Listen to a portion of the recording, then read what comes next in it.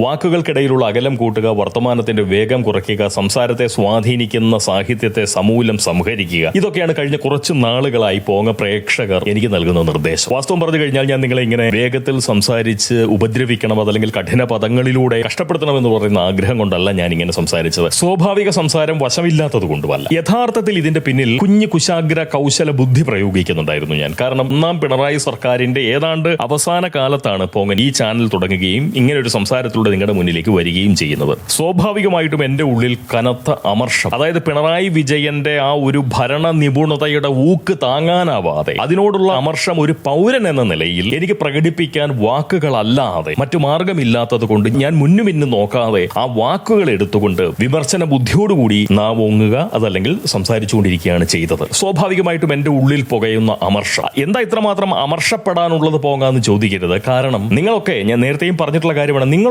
വാസ്തവത്തിൽ വലിയ സമ്പന്നമായ ഒരു വ്യക്തി ജീവിതമുണ്ട്. എന്നെ സംബന്ധിച്ച് വ്യക്തി ജീവിതം ഇല്ല. അതുകൊണ്ട് ഞാൻ എന്ത് ചെയ്യും? സമൂഹത്തിലേക്ക് നോക്കിക്കൊണ്ടിരിക്കും. സദാ സമൂഹത്തിലേക്ക് നോക്കിക്കൊണ്ടിരിക്കുകയും സമൂഹത്തിൽ നടക്കുന്ന ചെറുതും വലുതുമായിട്ടുള്ള എല്ലാ കാര്യങ്ങളെയും സാമൂഹ്യ ജീവി എന്ന നിലയിൽ എന്നെ ബാധിക്കുകയും കൂടി ചെയ്യുമ്പോൾ സ്വാഭാവികമായിട്ടും ഇതിനോടൊക്കെ ഉള്ള ആശങ്കകൾ, ആലോചനകൾ, ചിന്തകൾ, ഇതെല്ലാം നമ്മുടെ ഉള്ളിൽ നിന്ന് പുറത്തേക്ക് വരികയാണ് ചെയ്യുന്നത്. ഇങ്ങനൊരു സാങ്കേതിക സാഹചര്യം ഒരുക്കി വെച്ചിരിക്കുന്നത് കൊണ്ട് ഞാനത് ഉപയോഗിക്കുന്നു എന്ന് മാത്രം. അപ്പൊ പറഞ്ഞു വന്നത്, ഈ കഴിഞ്ഞ കുറച്ച് ദിവസങ്ങളായിട്ട് എന്റെ ആ ഒരു അമർഷം, ഉള്ളിൽ കിടക്കുന്ന ആശങ്ക, അത് കാര്യമായ നിലയിൽ കുറഞ്ഞിട്ടുണ്ട്. വെറുതെ പറയല്ല. കമ്മ്യൂണിസ്റ്റ് പ്രസ്ഥാനം എത്രത്തോളം അപകടകരമായിട്ടുള്ള നിലയിൽ ഈ കേരളത്തെ മാറ്റിയെടുക്കും, എത്രത്തോളം ഈ സമൂഹത്തെ കെടുത്തിക്കളയും എന്ന് പറയുന്ന കാര്യം കൂടുതൽ സമയവും സമൂഹത്തിലേക്ക് നോക്കിയിരിക്കുകയും സാമൂഹ്യ കാര്യങ്ങളെക്കുറിച്ച് വളരെ ആത്മാർത്ഥമായിട്ട് ആലോചിക്കുകയും ചെയ്യുന്ന, നിരീക്ഷിക്കുകയല്ല ചെയ്യുന്നത്, അതിൽ മുഴുകിക്കൊണ്ട് മാറി നിന്നൊരു നിരീക്ഷണമല്ല, അതിനകത്ത് കിടന്ന് അത് അനുഭവിച്ചുകൊണ്ട് മനസ്സിലാക്കിയെടുക്കുന്ന കാര്യങ്ങളിൽ നിന്ന് എനിക്ക് കൃത്യമായിട്ട് തോന്നിയിട്ടുണ്ട്, ഈ നാട് മുട്ടിച്ച് നശിപ്പിച്ച് നാറാണക്കല്ല് പിടിപ്പിച്ച് കളയും കമ്മ്യൂണിസ്റ്റുകൾ എന്നുള്ളത്. അവരുടെ ശരീരഭാഷ, അവരുടെ സംസാര ഭാഷ, അത് പിണറായി വിജയൻ മുതൽ താഴേക്കിടയിലുള്ള ഒരു പാർട്ടി അനുഭാവിയിൽ പോലും അവർക്ക് ഒരേ സ്വരവും ഒരേ ശരീരഭാഷയും ഒരേ ശൈലിയുമാണ്. എങ്ങനെയാണ് ഇത് സംഭവിക്കുന്നത്? ഇതൊരു ചെറിയ കാര്യമല്ല. ഇതിങ്ങനെ അച്ചിലിട്ട് വാർത്തെടുത്തതുപോലെയാണ്. ഒരു സമൂഹം അങ്ങനെ ആകുന്നുണ്ട് എന്നുണ്ടെങ്കിൽ അത് അപകടം നിറഞ്ഞതാണ്. വൈവിധ്യങ്ങളില്ലാതെ എം.എ. ബേബി ആവട്ടെ, പിണറായി വിജയൻ ആവട്ടെ, എം.എം. മണി ആവട്ടെ, ആരുമായിക്കോട്ടെ, ഏത് കമ്മ്യൂണിസ്റ്റുകാരനും ആയിക്കോട്ടെ, അതിന് നമ്മൾ ആരും കാണാത്ത പോരാളി ഷാജി ആയിക്കോട്ടെ, ഇവർക്കെല്ലാം ഒരേ മനോഭാവമാണ്, ഒരേ ചിന്താഗതിയാണ്, ഒരേ തരത്തിലുള്ള സാമൂഹ്യ ബോധമാണ്, ഒരേ തരത്തിലുള്ള പൗരബുദ്ധിയാണ്. അത് ഈ നാടിനെ കെടുത്തുന്നതാണ്. ഈ ഒരു ബോധ്യം എന്റെ ഉള്ളിൽ കിടന്നതുകൊണ്ട് ഇവന്മാരിങ്ങനെ ഭരിച്ചു പോയിക്കൊണ്ടിരിക്കും. അപ്പോഴും ശ്രദ്ധിക്കേണ്ട ഒരു കാര്യമുണ്ട്, ഞാൻ കമ്മ്യൂണിസ്റ്റ് പ്രസ്ഥാനത്തിന് മാത്രമാണ്, അല്ലെങ്കിൽ രണ്ട് തവണ മാത്രമേ ഉള്ളൂ കമ്മ്യൂണിസ്റ്റ് പ്രസ്ഥാനത്തിന്, ഇടതുപക്ഷത്തിന് വോട്ട് കൊടുക്കാത്തത് 2 ഇലക്ഷനെ സംഭവിച്ചിട്ടുണ്ടാവുള്ളൂ എന്നാണ് ഞാൻ വിചാരിക്കുന്നത്. അങ്ങനെയുള്ള ഒരാൾ പറയുകയാണ്, അത് കൊതിക്കറിവ് കൊണ്ട് പറയുന്നതല്ല, അനുഭവിച്ചു മടുത്തിട്ടാണ്. ഇത് എത്രത്തോളം അപകടം ഉണ്ടാക്കുമെന്നുള്ള നല്ല ധാരണ എനിക്കുള്ളത് കൊണ്ടാണ്. എന്തുകൊണ്ടാണ് കമ്മ്യൂണിസം എന്ന് പറയുന്ന ഈ ഒരു പ്രസ്ഥാനം പൈങ്കിളിവൽക്കരിക്കപ്പെട്ട ഭീകരമായ ഒരു പാതകമാണ് എന്ന് പറയുന്ന ഒരു ചിന്ത എന്റെ ഉള്ളിൽ ഉണ്ടാവാൻ കാരണം എന്തുകൊണ്ടെന്ന് ചോദിച്ചാൽ, ഈ സമൂഹത്തിലെ പരാന്നഭോജികളായിട്ടുള്ള സകല സാംസ്കാരിക സാഹിത്യ നായകന്മാരും എല്ലാ കാലവും ഇടതുപക്ഷത്തിനൊപ്പം ചേർന്ന് നിന്ന് ഗുണങ്ങൾ അനുഭവിച്ചിട്ടുണ്ട്. അപ്പോൾ സമൂഹത്തിൽ നിലയും വിലയുമുള്ള ആളുകൾ ഒരു പ്രസ്ഥാനത്തോട് ചേർന്ന് നിൽക്കുമ്പോൾ സ്വാഭാവികമായിട്ടും സാധാരണ അത്രയൊന്നും ചിന്തിക്കാൻ സമയം കണ്ടെത്താത്ത, നിറഞ്ഞ ബുദ്ധി തലയിൽ ഒളിപ്പിച്ചു വെച്ചുകൊണ്ട് ആരുടെയൊക്കെയോ സൈദ്ധാന്തിക അടിമകളായി ജീവിച്ചുകൊണ്ടിരിക്കുന്ന സാധാരണ മനുഷ്യർ സ്വാഭാവികമായിട്ടും കമ്മ്യൂണിസ്റ്റ് പ്രസ്ഥാനം എന്തോ വലിയ സംഭവമാണ് എന്ന വിചാരം കൊണ്ടു നടക്കും. കാരണം അവർ ഇഷ്ടപ്പെടുന്ന എഴുത്തുകാർ, സാഹിത്യകാരന്മാർ, അതല്ലെങ്കിൽ സാംസ്കാരിക നായകർ, പൊതുപ്രവർത്തകർ, അതല്ലെങ്കിൽ സമൂഹത്തിൽ ഉന്നത സ്വാധീനം ചെലുത്താൻ ശേഷിയുള്ള മഹത് വ്യക്തിത്വങ്ങളെന്ന് സമൂഹം കാണുന്നവരൊക്കെ ഇടതുപക്ഷ അനുഭാവികളായിട്ടുള്ള ആളുകളാണ്, അല്ലെ ഇടതുപക്ഷത്തിന് വേണ്ടി സംസാരിക്കുന്നവരാണ്. സ്വാഭാവികമായിട്ടും സാധാരണ മനുഷ്യർ ഇടതുപക്ഷത്തെ ഒന്ന് പൈങ്കിളിവൽക്കരിച്ച് കാണുമ്പോൾ ഇതെന്തോ ഒരു വലിയ സംഭവമാണ്, ഇതില്ലെന്നുണ്ടെങ്കിൽ സമൂഹം തീർന്നു പോകുമെന്ന് പറയുന്ന ചിന്ത ശക്തമായി കൊണ്ടു നടക്കുമ്പോൾ അതങ്ങനെ അല്ല എന്ന് തിരിച്ചറിഞ്ഞ് എനിക്ക് വേവലാതി ഉണ്ടാവും. ജനാധിപത്യത്തിൽ ഒരു വ്യക്തി ഒരു സാമൂഹ്യ അണു മാത്രമാണ്. ഭൂരിപക്ഷം മനുഷ്യരും കമ്മ്യൂണിസ്റ്റുകളാവുകയാണെന്നുണ്ടെങ്കിൽ, ഭൂരിപക്ഷം മനുഷ്യരും ചോരച്ചാലുകൾ നീന്തിക്കടക്കാൻ ആഗ്രഹിക്കുന്നവരാണെങ്കിൽ, ഭൂരിപക്ഷം മനുഷ്യരും വിപ്ലവകാരികളാവാൻ തക്കം പാർത്തിരിക്കുന്ന, അല്ലെങ്കിൽ വിപ്ലവം വന്ന് ആ വിപ്ലവത്തെ ഒരു നോക്ക് കണ്ടിട്ടേ കണ്ണടയ്ക്കൂ എന്ന് പറയുന്ന വാശിയോടുകൂടി കഴിയുന്നവരാണെന്നുണ്ടെങ്കിൽ ഈ സമൂഹം കെട്ടുപോകും. ഈ സമൂഹം ഭയങ്കരമായിട്ടുള്ള ഒരു ഭീകര അവസ്ഥയിലൂടെ തന്നെ കഴിഞ്ഞു പോകുന്ന ഒന്നായി മാറുമെന്ന് പറയുന്ന ഉത്തമം, അല്ലെങ്കിൽ അങ്ങനെയാണ് മാറിക്കൊണ്ടിരിക്കുന്നത്, അല്ലെങ്കിൽ അങ്ങനെയാണ് തുടരുന്നത് എന്ന് പറയുന്ന ബോധ്യമുള്ളത് കൊണ്ടാണ് വാസ്തവത്തിൽ ഞാൻ ആശങ്കപ്പെട്ട് സംസാരിച്ചുകൊണ്ടിരുന്നത്. പക്ഷേ ഇപ്പോൾ കമ്മ്യൂണിസ്റ്റ് ഭരണം മാറി നല്ല ഭൂരിപക്ഷത്തോടെ കോൺഗ്രസിനെ ഭരണത്തിൽ എത്തിക്കാൻ കഴിയുന്ന തരത്തിലുള്ള ഭരണഗുണങ്ങൾ കാഴ്ചവെക്കാൻ പിണറായി വിജയന് സാധിച്ചു, അദ്ദേഹത്തിന്റെ സംഘത്തിന് സാധിച്ചു. വളരെ സന്തോഷം. ഈ 10 കൊല്ലം കഷ്ടപ്പെട്ടതിന് ഒരു സമാപ്തി എന്നുള്ള നിലയിൽ അവർ തന്നെ കോൺഗ്രസുകാരെ കൈപിടിച്ച്, കോൺഗ്രസിന്റെ കൈപ്പത്തി പിടിച്ച് നമ്മുടെ ഭരണചക്രത്തിലേക്ക് വെച്ചു കൊടുത്തിട്ട് പിണറായി വിജയൻ ഇടതു സർക്കാരുമായി താഴേക്ക് പോകുന്നു. എന്റെ പൊന്നു സുഹൃത്തുക്കളെ, വളരെ ആത്മാർത്ഥമായിട്ട് പറയുകയാണ്, എന്റെ ആശങ്കയ്ക്ക് കാര്യമായ കുറവ് വന്നിട്ടുണ്ട്.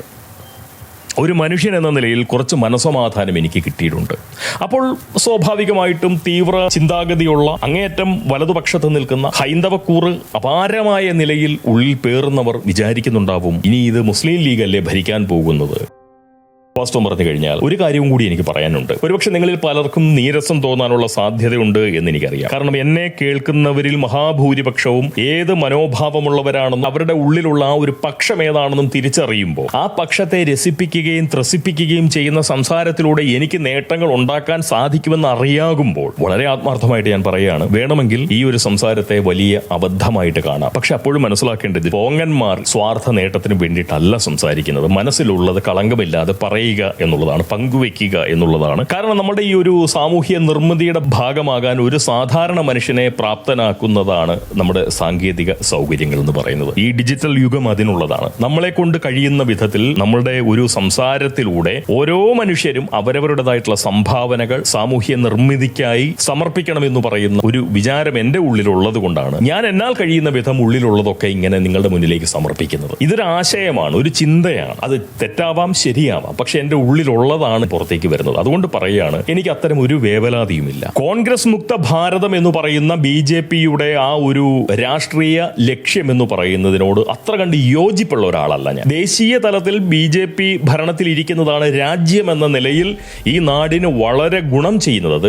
വികസനത്തിന്റെ കാര്യത്തിൽ മാത്രമല്ല, ഏത് നിലയിലും BJP ഭരണത്തിൽ ഇരിക്കുന്നതാണ് ഈ രാഷ്ട്രത്തിന്റെ കെട്ടുറപ്പിന് നല്ലത് എന്നുള്ളത് ഒരു സത്യമാണ്, യാഥാർത്ഥ്യമാണ്. എന്നാൽ പ്രതിപക്ഷം ഇല്ലാതാവുന്ന അവസ്ഥ ഉണ്ടാക്കരുത്. കോൺഗ്രസ് മുക്ത ഭാരതം എന്ന് പറയുമ്പോൾ പ്രതിപക്ഷരഹിത ഭാരതം എന്നുകൂടി അർത്ഥമുണ്ട്. അപ്പൊ കോൺഗ്രസ് ഉണ്ടാവണം. BJP മാത്രമാകുന്ന ഒരു സ്ഥിതിവിശേഷത്തിൽ അല്ലെങ്കിൽ BJP മാത്രം കരുത്തുറ്റ ഒരു പ്രസ്ഥാനമായി നിലനിൽക്കുമ്പോൾ സ്വാഭാവികമായിട്ടും അതിനുള്ളിൽ തന്നെ ഒരു പ്രതിരോധ ബുദ്ധി ഉണരും. സ്വാഭാവികമായിട്ടും ആളുകൾ BJPക്കകത്ത് തന്നെ BJP വിരുദ്ധരായി മാറുകയും ആ സംഘടനയ്ക്ക് ദൗർബല്യങ്ങൾ സംഭവിച്ചു തുടങ്ങുകയും ചെയ്യും. അപ്പോൾ BJPക്ക് എപ്പോഴും കോൺഗ്രസ് എന്ന് പറയുന്ന ഒരു പ്രതിപക്ഷം അവിടെ ഉണ്ടാകുന്നത് തന്നെയാണ് BJPക്ക് നല്ലത്. BJPയുടെ വളമാണ് കോൺഗ്രസ്. അപ്പോൾ കോൺഗ്രസ് മുക്ത ഭാരതം എന്ന് പറയുന്നത് സ്വയം നാശത്തിനുള്ള ഒരു ചിന്തയാണ്. ആ രാഷ്ട്രീയ തന്ത്രത്തോട് എനിക്ക് വലിയ താല്പര്യമില്ല. ഇനി കേന്ദ്ര ഭരണത്തിലേക്ക് കോൺഗ്രസിനെ അടുപ്പിക്കരുത് എന്നുള്ളതാണ് പറയുന്നതെങ്കിൽ തീർച്ചയായിട്ടും അത് അനുഭവത്തിന്റെ വെളിച്ചത്തിൽ പറഞ്ഞു കഴിഞ്ഞാൽ അത് ഗുണപരമായിട്ടുള്ള ഒരു നീക്കം തന്നെയാണ്. പക്ഷേ കേരളത്തിലെ സ്ഥിതി വ്യത്യസ്തമാണ്. കോൺഗ്രസ് മുക്ത കേരളം എന്ന് പറയുന്നത് ഒരു കാരണവശാലും അംഗീകരിക്കാൻ കഴിയുന്ന ഒന്നായിരുന്നില്ല. ഇത് പലവട്ടം ഞാൻ ഈ ചാനലിൽ ഇരുന്നു കൊണ്ട് പറഞ്ഞിട്ടുണ്ട്. കോൺഗ്രസ് മുക്ത ഭാരതം പോലല്ല കോൺഗ്രസ് മുക്ത കേരളം എന്ന് പറയുന്ന ചിന്ത. അപ്പോൾ എന്നെ സംബന്ധിച്ചിടത്തോളം ഇപ്പോൾ ഈ മുസ്ലിം ലീഗിൻ്റെ വിദ്യാഭ്യാസ മന്ത്രിയായിട്ട് N. ഷംസുദ്ദീൻ വന്ന സമയത്ത് സ്വാഭാവികമായിട്ടും അത് ആസ്വദിച്ച ഒരാളാണ്. കാരണം അദ്ദേഹം വളരെ യോഗ്യനായിട്ടുള്ള ഒരാളാണ്.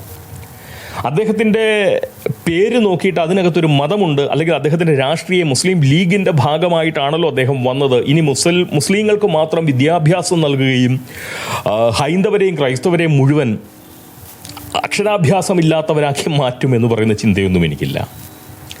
വാസ്തവം പറഞ്ഞു കഴിഞ്ഞാൽ N. ഷംസുദ്ദീൻ V. ശിവൻകുട്ടിയേക്കാൾ എത്രയോ യോഗ്യനായിട്ടുള്ള വിദ്യാഭ്യാസ മന്ത്രിയായി പ്രവർത്തിക്കാൻ കഴിയുന്ന ഒരാളാണ്. അപ്പോൾ എനിക്ക് അദ്ദേഹത്തിൻ്റെ മതമോ രാഷ്ട്രീയമോ എന്നെ ബാധിക്കില്ല. ഞാനൊരു ഭാരതീയ പൗരനാണ്, ഒരു സാമൂഹ്യ ജീവിയാണ്. എനിക്ക് എൻ്റെതായ ഒരു പൗരബുദ്ധിയുണ്ട്. അതിൽ നിന്ന് നോക്കുമ്പോൾ N. ഷംസുദ്ദീൻ യോഗ്യനല്ല എന്ന് പറയാൻ പറ്റില്ല. VD സതീശൻ മന്ത്രിസഭയിലെ വിദ്യാഭ്യാസപരമായി അത്യാവശ്യം നല്ല കഴിവുള്ള ശേഷിയും ശേമുഷിയുമുണ്ട് എന്ന് പറയാവുന്ന തരത്തിലുള്ള ഒരു വ്യക്തി തന്നെയാണ് N. ഷംസുദ്ദീൻ. അപ്പോൾ അദ്ദേഹത്തെ മുസ്ലിം ലീഗ് ആയതുകൊണ്ട് അത് ശരിയല്ല എന്ന് പറയാൻ പറ്റില്ല. എന്നാൽ അദ്ദേഹത്തിൻ്റെ ഭാഗത്തു നിന്ന് ഒരു പിശക് വരുമ്പോൾ നമുക്കത് എതിർക്കാം, രാഷ്ട്രീയമായി എതിർക്കാം. അതിനെ നമുക്ക് തീർച്ചയായിട്ടും അദ്ദേഹത്തിൻ്റെ ഭാഗത്തു നിന്ന് മതപരമായിട്ടുള്ള എന്തെങ്കിലും തരത്തിലുള്ള സ്വാർത്ഥ ബുദ്ധി അവിടെ കൊണ്ടുവന്നിട്ടുണ്ടെങ്കിൽ അതിനെ നമുക്ക് എതിർക്കാം. അതല്ല എന്നുണ്ടെങ്കിൽ എങ്ങനെ നമുക്ക് മുസ്ലിം ആയതുകൊണ്ട്, മുസ്ലിം ലീഗിൽപ്പെട്ടവനായതുകൊണ്ട് എൻ ഷംസുദ്ദീൻ വിദ്യാഭ്യാസ വകുപ്പ് കൈകാര്യം ചെയ്യാൻ പറ്റില്ല എന്ന് പറയുന്നത് വൃത്തികേടാണ്. എനിക്ക് കോൺഗ്രസ് ഭരണത്തിൽ വന്നത് സന്തോഷത്തോടു കൂടി അനുഭവിക്കാൻ പറ്റുന്ന തരത്തിലുള്ളൊരു മാനസികാവസ്ഥ ഉണ്ട് എന്ന് പറഞ്ഞു കഴിഞ്ഞാൽ അത് ഞാൻ ദേശവിരുദ്ധനായതുകൊണ്ടല്ല, അതല്ലെങ്കിൽ ഹിന്ദു വിരോധി ആയതുകൊണ്ടല്ല. അങ്ങനെ വിചാരിപ്പിക്കുകയും ചെയ്യുന്ന ആളുകൾ നമ്മുടെ നാട്ടിലുള്ളത് കൊണ്ടാണ് പറയുന്നത്. കോൺഗ്രസ് ഭരണത്തിൽ വന്നു, വളരെ നല്ല കാര്യം. പക്ഷെ അപ്പോഴും ഞാൻ നേരത്തെ പറഞ്ഞിരുന്ന ഒരു വീഡിയോയുടെ അവസാനം പരാന്നഭോജികളെയാണ് വി ഡി സതീശൻ ശരിക്കും പറഞ്ഞു കഴിഞ്ഞാൽ അസാധ്യ ബുദ്ധിയുള്ള ഒരു മനുഷ്യനാണ്. വി ഡി സതീശൻ നിസ്സാരക്കാരനല്ല, നമ്മൾ ആരും മനസ്സിലാക്കുന്ന നിലയിലുള്ള ഒരാളല്ല. കോൺഗ്രസ് നേതാക്കളിലെ ഏറ്റവും കുശാഗ്ര ബുദ്ധിയുള്ള ഒരു മനുഷ്യനാണ് വി ഡി സതീശൻ എന്നുള്ളത് കൊണ്ടാണ് അദ്ദേഹം ഈ നിലയിൽ ആ ഒരു അധികാര സ്ഥാനത്തിലേക്ക് എത്തിച്ചേർന്നത്. അദ്ദേഹം ഇപ്പോൾ പൂക്കിയായി നിൽക്കുകയാണ്. വളരെ സൂക്ഷിച്ചില്ല എന്നുണ്ടെങ്കിൽ അദ്ദേഹം വെറും പീക്കിരിയായി മാറാനും എളുപ്പമാണ് എന്നുള്ളതാണ് കേരളത്തിൻ്റെ ഒരു പ്രത്യേക രാഷ്ട്രീയ സാഹചര്യം നമ്മളോട് പറയുന്നത്. കോൺഗ്രസ്സുകാർ ഗ്രൂപ്പ് കളിയിൽ അഗ്രഗണ്യരായിട്ടുള്ള ആളുകളാണ്. അതുകൊണ്ട് ഗ്രൂപ്പ് കളികളൊന്നും വി ഡി സതീശനെ ബാധിക്കാൻ പോകുന്നില്ല എന്നാണ് ഞാൻ കഴിഞ്ഞ വീഡിയോകളിൽ ഒന്നിൽ പറഞ്ഞു വെച്ചത്. പരാന്നഭോജികളായിരിക്കാം അദ്ദേഹത്തെ വാസ്തവത്തിൽ പെടുത്താൻ പോകുന്നത്. പരാന്നഭോജികൾ എന്ന് പറഞ്ഞാൽ അവരെ പേരെടുത്ത് പറയേണ്ടതില്ല. അതായത് കഴിഞ്ഞ 10 കൊല്ലത്തെ കോൺഗ്രസിന്റെ പ്രതിപക്ഷ പ്രവർത്തനങ്ങളിൽ ഒരു നിലയിലും ഭാഗമാകാത്ത ചിലർ, കഴിഞ്ഞ 5 കൊല്ലം പ്രതിപക്ഷ നേതാവായിരുന്ന വി ഡി സതീശനെ ഒരു വാക്കുകൊണ്ട് പോലും പിന്തുണയ്ക്കാത്ത ചില മനുഷ്യർ ഇടതുപക്ഷത്തിനോടൊപ്പം ചേർന്ന് നിന്നുകൊണ്ട് പിണറായി വിജയനെ വാഴ്ത്തിപ്പാടിക്കൊണ്ട്, അതിനു മുമ്പ് അവർ വി എസ് അച്യുതാനന്ദന്റെ കൂടെയായിരുന്നു. വി എസ് അച്യുതാനന്ദൻ വീണു എന്ന് കണ്ടപ്പോൾ ഒറ്റക്കെട്ടായിട്ട് അവർ യാതൊരു മടിയും കൂടാതെ സൈബർ പോരാളികളടക്കം നേരെ പിണറായി പക്ഷത്തേക്ക്, കാരണം പിണറായി കരുത്തുള്ളവനായി, അപ്പോൾ പിണറായിയുടെ കൂടെ അങ്ങോട്ടേക്ക് നിർനാണം ചേർന്ന് നിന്നു. അങ്ങനെ എല്ലാ നിലയിലും ഇടതുപക്ഷത്തിന് പിന്തുണ കൊടുത്തുകൊണ്ടിരുന്ന ഒരു വലിയ കൂട്ടമുണ്ട്. നമ്മുടെ സാംസ്കാരിക നായകളാവട്ടെ, സാഹിത്യ പ്രവർത്തകരാവട്ടെ, സിനിമാ പ്രവർത്തകരാവട്ടെ, അങ്ങനെ ഏത് നിലയിലും അത്യാവശ്യം 10 പേർ തിരിച്ചറിയുന്ന തരത്തിലുള്ള മനുഷ്യരൊക്കെ ഇടതുപക്ഷത്തോടൊപ്പം ചേർന്ന് നിന്നുകൊണ്ട് വലിയ നിലയിൽ ആ പ്രസ്ഥാനത്തെ പിന്തുണച്ചുകൊണ്ടിരുന്നു. ആ ഭരണ പ്രവർത്തനങ്ങൾക്ക് അവരാൽ കഴിയുന്ന വിധം സംഭാവനകൾ, അനുകൂലമാകുന്ന സംഭാവനകൾ നൽകി. എന്നാൽ ഈ വി ഡി സതീശന് വേണ്ടിയിട്ട് ഒരു വാക്ക് പറയാൻ ഒരാളുണ്ടായിട്ടില്ല. കോൺഗ്രസിന്റെ ഒപ്പം ചേർന്നില്ലെങ്കിൽ പോലും പ്രതിപക്ഷ പ്രവർത്തനങ്ങളുടെ ഭാഗമാകാൻ ഒരു മനുഷ്യനും തയ്യാറായിട്ടില്ല. എന്നാൽ ഈ വി ഡി സതീശൻ മുഖ്യമന്ത്രിയായ നിമിഷം മുതൽ വി ഡി സതീശനെ ആശംസകൾ കൊണ്ട് പൊതിയാൻ ആളുകൾ വരുന്നു. എന്തുകൊണ്ട് വന്നു? ഇവരാരും ഇടതുപക്ഷത്തെ ഒന്ന് എതിർക്കുകയോ അതല്ലെങ്കിൽ ഒരു പ്രതിപക്ഷ ബുദ്ധിയോടുകൂടി ഒന്ന് സംസാരിക്കുകയോ ചെയ്തിട്ടില്ല. നേരെ ഇടതുപക്ഷത്തെ തള്ളിപ്പറഞ്ഞുകൊണ്ട് ഇപ്പോൾ വി ഡി സതീശനാണെങ്കിൽ കൊള്ളാം എന്ന് പറയുന്ന രീതിയിൽ വരുമ്പോൾ അത്തരം ആളുകൾ അവരവരുടെ സ്വാർത്ഥ ബുദ്ധിയോടുകൂടി ഭരണകർത്താക്കളായിട്ടുള്ള ആളുകളോട് ചേർന്ന് നിന്നുകൊണ്ട് അവരിൽ നിന്ന് കിട്ടുന്ന എന്തെങ്കിലും ലാഭം പ്രതീക്ഷിച്ച് മാത്രം വന്നു ചേർന്നവരാണ്. അവരെയാണ് സൂക്ഷിക്കണമെന്ന് പറയുന്നത്. ബാക്കി ഈ പറയുന്ന വി ഡി സതീശൻ ഗ്രൂപ്പ് വഴക്ക് അതല്ലെങ്കിൽ മറ്റു തരത്തിലുള്ള എല്ലാ പ്രതിസന്ധികളെയും വി ഡി സതീശൻ അതിജീവിക്കും. അതിന് മാത്രമുള്ള കൗശല ബുദ്ധി അദ്ദേഹത്തിനുണ്ട്. നല്ല മിടുക്കനായിട്ടുള്ള ആളാണ്. അതുകൊണ്ട് അദ്ദേഹം പൂക്കിയായതിൽ അത്ഭുതമില്ല. പക്ഷെ സൂക്ഷിച്ചില്ല എന്നുണ്ടെങ്കിൽ അദ്ദേഹം വെറും പീക്കിരിയായി മാറും. അങ്ങനെ മാറ്റാൻ കഴിയുന്നവരാണ് ഈ പരാന്നഭോജികൾ. ഇടതുപക്ഷത്തു നിന്ന് നേരെ പ്ലേറ്റും കമഴ്ത്തി ഇങ്ങോട്ടേക്ക് പോന്നിട്ടുണ്ട് ഇതുപോലുള്ള നരനാറികൾ. ഒരു രസം, ഒരുപാട് സംസാരിക്കുന്നു അല്ലേ? ഞാൻ പറയുന്നത്, ഈ വി ഡി സതീശന്റെ ജന്മനാട്ടിൽ പൗരാവലി അദ്ദേഹത്തിന് സ്വീകരണം കൊടുത്തപ്പോൾ അവിടെ മോഹൻലാൽ പങ്കെടുത്തു. മോഹൻലാലിന്റെ സാന്നിധ്യം അവിടെ ഉണ്ടായിരുന്നു. ഈ മോഹൻലാൽ